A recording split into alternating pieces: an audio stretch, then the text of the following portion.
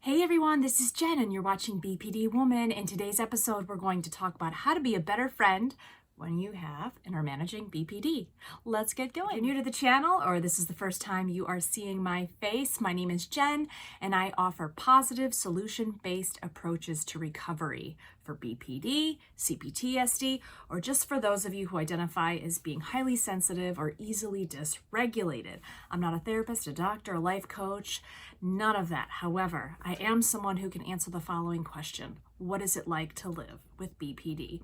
Over the last 20 years, I have been managing my BPD after diagnosis. I have attended about a half a dozen DBT courses, in-person therapy, online therapy, group work, book work. You get it. I'm highly committed to my recovery.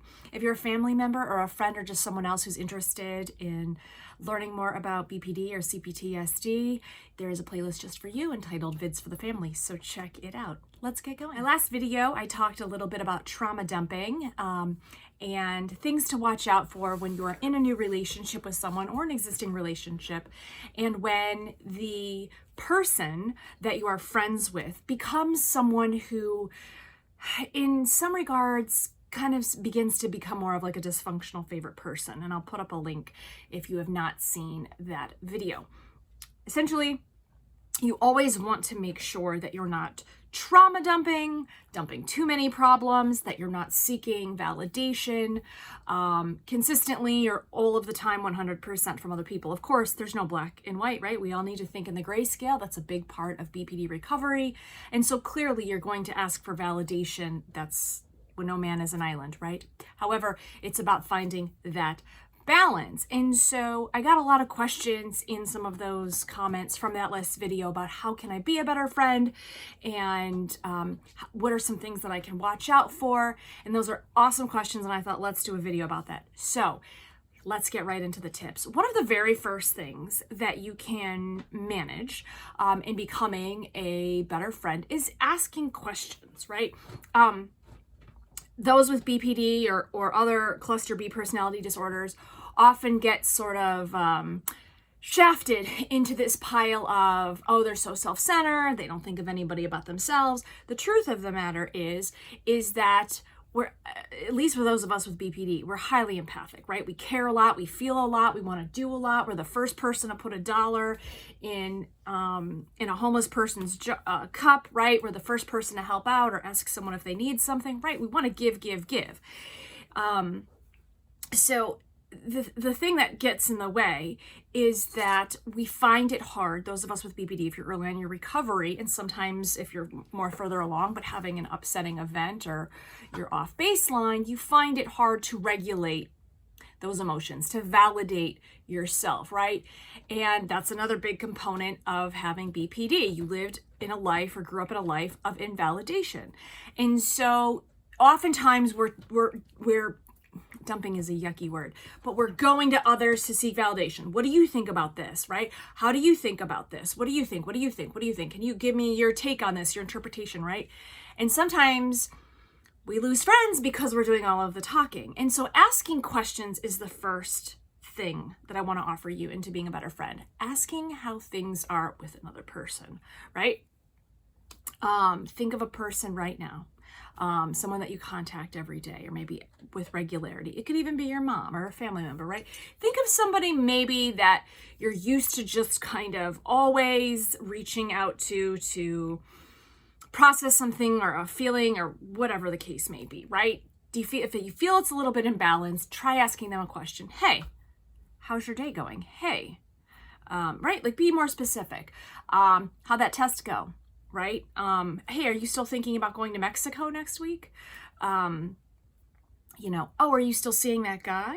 Right? So asking questions, how do you feel when somebody asks you a question, right? You feel, oh, they're interested in me, right? Okay, so that's tip 1. Let's go to tip 2. So tip 2 is redirection.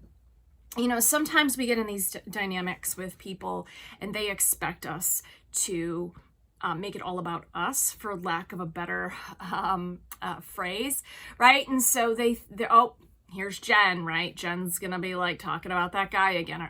Here comes Jen. Like, I bet she's gonna be complaining about work again, right? And so sometimes they're kind of primed up to hear something from us that's negative or self-centered, for lack of a better word.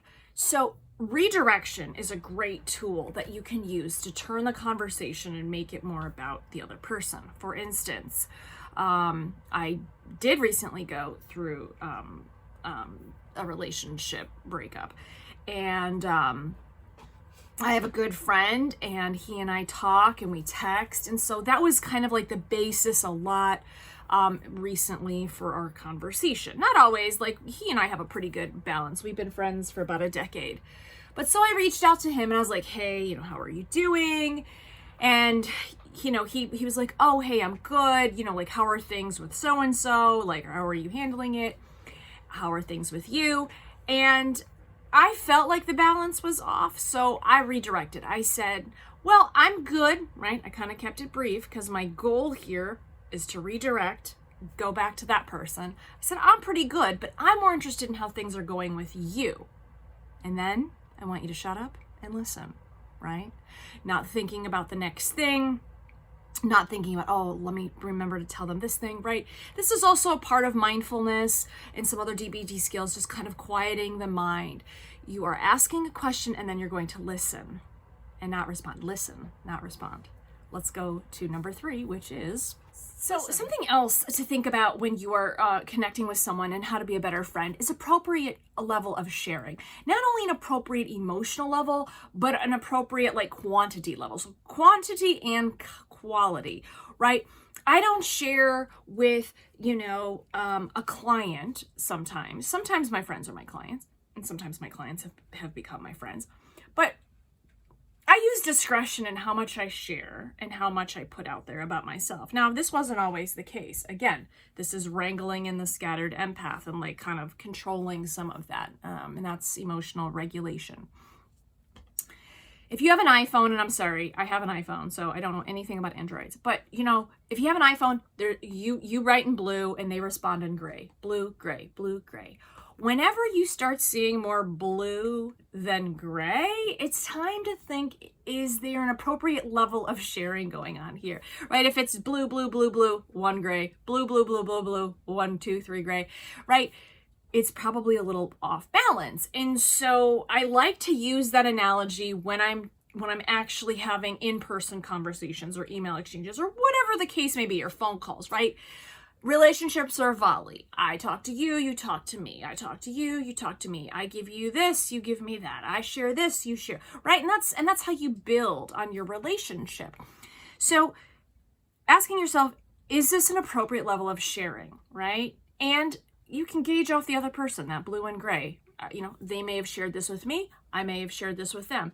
And by the way, just because somebody shares with you their entire life story or all of their traumatic events or something really deep, that doesn't mean that you have to go there with them, right? You can be reserved with that information. That's private information. Do they deserve it?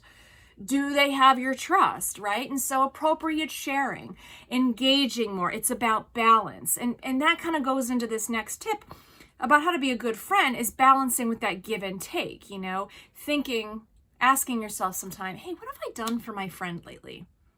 Think of a good friend. What have I done for my friend? The next time I go over to her house, I'm just going to leave her a couple of muffins in the refrigerator. I have a client right now, and we've become pretty fast girlfriends.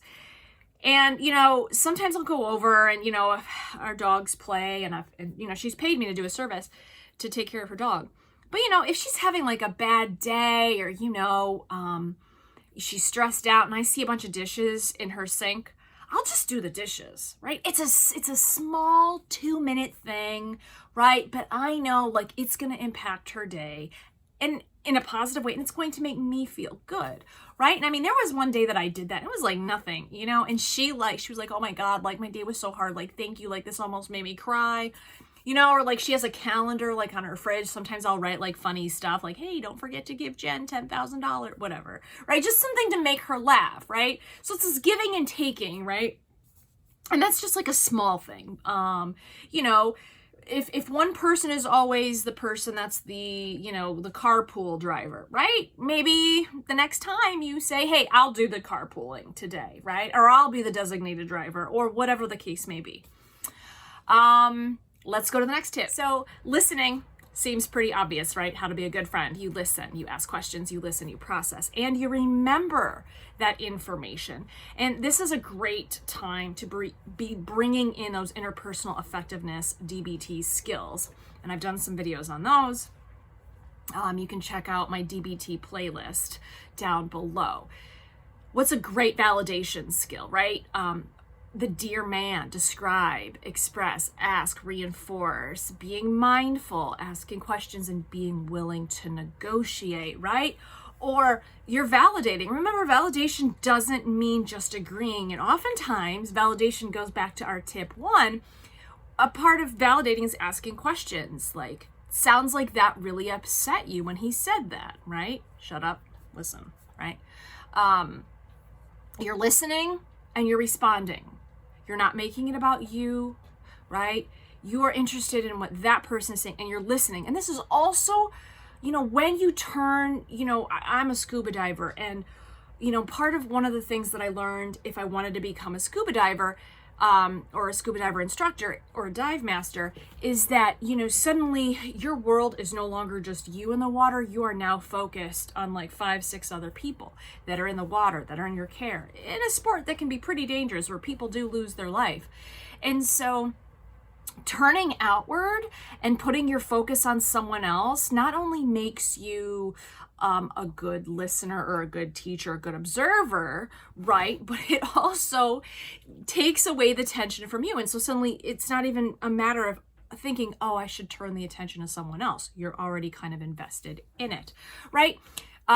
So listening, you know, and one of the ways to do this is just contacting one of your friends, and checking in them about something, asking them a question, right? Again, you know, going back to asking questions. Hey, how's your dad doing? Is he recovering from COVID? You know, you're reaching out when you don't need something, right? And this is something that, like, you know, happens in the business world. You reach out for something, and, you know, oh, hey, we all have had that, you know, email like, hey, how was your weekend? Nobody fucking cares, right? Hey, how are you? Nobody cares, right? Hope all is well. Hope this email finds you well. Okay. In this instance, and in the business world, sometimes you can just develop your relationships and contacts by seeing how they're doing and then not asking for anything, right? And what is the other person going to gain from that? Oh, they're actually invested in me, right? They actually care about how I'm doing. Now, I'm not saying fake it, right? But what you're doing is you're demonstrating that you're invested in this person and that you want to know more about this person and that you care about this person. You know, you're using tools to become a better friend. Now, this doesn't mean you do this with everyone, right? Like, there are going to be some superficial relationships, you know, like, the relationships that I have with my property management office, super superficial. I don't really care about them, right? Like, it's a pretty I mean, of course I care about what happens to them. You know, I don't want anyone to be hurt or, you know, have miserable lives. But, like, I don't really, you know, we're not friends. Like, that's not the nature of our relationship. So when I reach out to them, it is all business. So again, I don't, you know, there's going to be somebody in the comment section, you know, sometimes I get these haters gonna hate comments, but, oh, they're borderline's just faking, you know, just faking the show. No, we're not faking anything. And again, you're choosing people that you actually want to develop relationships with. Don't forget, remember, ask yourself, what is my goal here? What is my long game? Is my long game to develop more female friendships? Is my goal here to, you know, have a better working relationship with my boss? Is my goal to make more career networks and outreach, right? How can I do that? So it's not about you faking anything. It's about learning to be an empath with direction, right? Not a scattered empath, right? I kind of feel like borderlines without treatment can be kind of scattered empaths, like you know, so much emotion and feelings, but like nothing to wrangle it in, right? And so we're wrangling it in and we're scoping it down. Again, you care. We know you care. And now you're just going to find some tools to refine that. And a great way to do that, again, is to go to your interpersonal effectiveness skills. Let's go to the second one. So another way to be a good friend is just to check in for no other reason than to say hello, right? You're not calling or texting anyone with an issue. You're not, getting their advice on anything. Sometimes that, for me, looks just like sending like a funny meme, right? I actually create my own memes, right? You can do that. Or, making people laugh. Like, I really like to make people laugh, and that's a talent of mine. And so a way that I can, just check in to say hi and let somebody know that I'm thinking about them, just sending them a funny joke or sending them a funny meme, right? Whatever your thing may be. Right? Again, you're just checking in to say hello. It's not about needing anything or wanting anything or asking for anything. It's about it being light and just saying, hey, I'm thinking about you. Let's go to the next tip. This is a big one. A way to be and this is actually the last thing that I'm gonna end with, is not being judgmental, right? Think of how, in DBT, here come the pets. Hi. Here, sweetheart. Hello. Hi. Hi, baby. Being judgmental is a huge mood killer, right? So how many times have you been judgmental? There's this, go on a walk, right? Or be in your office or whatever, watch TV, something, watch a reality show. Catch how many times you are judging. One time I did this, it was recommended to do this as an exercise through my DBT, and I walked around the city, and man, I stopped counting at like 45, and I wasn't even like 15 minutes into the exercise, right? So I was like, holy shit, like I judge, oh God, they're driving a scooter. Oh my God, what is she wearing? Oh, that guy is so fat, right? So there's a lot of judging that can go on internally. And so if it goes on internally and you're letting your mind go there, then your mind's going to grow that. And so sometimes that translates into our friends, right? And of course it happens from time to time, but we're just trying to temper it down. So like I have a friend, and she'll be telling me a story about a guy she's seeing, and in my head I'm thinking, oh, this doesn't sound like a good match, or like, God, he kind of sounds like a heavy drinker, right? That's not the time for me to necessarily say, this guy sounds like a loser, right? She needs to come to that conclusion on her own. I'm only there to support her. And if something's really dangerous, or I think she's, entering something toxic, I'm going to say something, of course. Otherwise, I don't think I would be a good friend. But if she's sharing that with me, she may not want advice. In fact, usually when people are confiding in you or sharing with you, they don't want your advice, right? Again, you can go back to those validation skills. Right? Like, you can ask questions. Questions is a great way to validate someone. She was like, oh, well, he missed our date because he was hungover. And I'm like, well, what do you think about that? Right? It sounds like you're disappointed. Like, I'm really sorry. That's another thing that you can say, right? It's a time to validate. It's not a time to pass judgment. Like, that guy sounds like a loser. What happens when somebody says that to you? You shut the fuck down, right? You don't want to share anymore. You don't feel safe sharing. And that's a quick fire way to cut off a friendship. Okay, so those are my tips on how to be a better friend. Now let's just quickly go over some things to watch out for. So again, I want to list 4 things that it would be helpful to watch out for as you develop your friendships and being a better friend. First, again, go watch that trauma dumping video. Be careful that you're not just using someone as a one-way street to talk at them, right? Dump, confide. Essentially, again, I really believe that this goes down to not being able to regulate your own emotions, validate your own thoughts, and your own experiences. That takes a lot of time. You've been conditioned, if you grew up in a traumatic environment, not to trust who you are. Dad didn't beat us. Why do you think Dad beat us? It's brainwashing, right? So you're trying to get your mind in a place and your psyche in a place that you can trust your own judgment, your own feelings. So one of the things to watch for, again, is not having someone be your emotional validator, right? Your emotional regulator. That needs to come within you. And that kind of goes in, and I'll put up a link to the video. Another thing to watch out for is that you're not just obsessing over the favorite person. My second or third most popular video is the favorite person, right? What's the difference between a favorite person and a best friend? Well, a best friend, you have lots of other people that you can confide in. Let's say you have 10 friends, 5 friends, whatever.